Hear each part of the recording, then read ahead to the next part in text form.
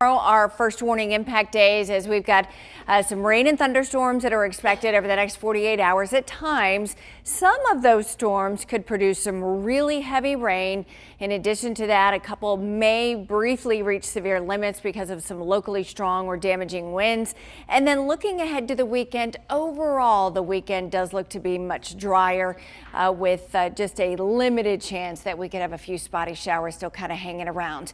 But today and tomorrow, this is a look at the Storm Prediction Center severe weather outlook, and so you'll notice everybody is green. So there is a low end threat for a strong or briefly severe storm for the reason I mentioned, locally strong winds, but there could also be some flooding concerns too, especially if we get some of these heavier downpours to move over some of the same areas. But we are tracking some storms this morning in northwest Alabama on first warning live radar, and again, these are all kind of moving to the east.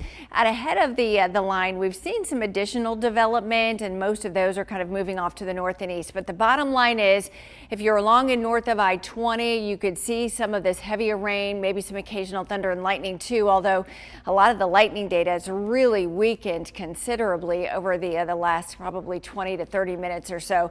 But some of this is going to be crossing over I-65, so Coleman, be prepared for some heavy rain there.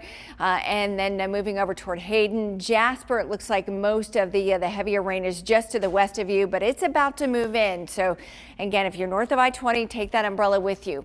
This afternoon, here's 3 o'clock in the afternoon, and you can see some scattered storms developing. But watch what happens as we get between about 4 and 7 o'clock later on this afternoon into this evening.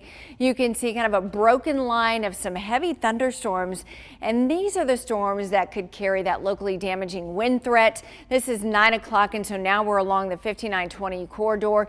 And so for some of us, we may not see any rain all day today until we get into tonight.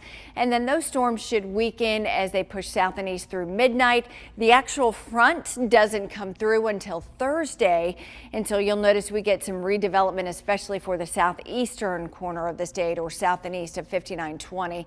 And then we should start to dry out a bit for Friday and heading into the weekend. So impact days with thunderstorms at times Wednesday and Thursday.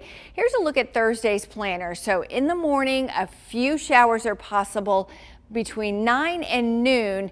Some scattered storms could start to develop, and then between about 12 and 3, that's when we're expecting most of those storms to really start to get cranked up.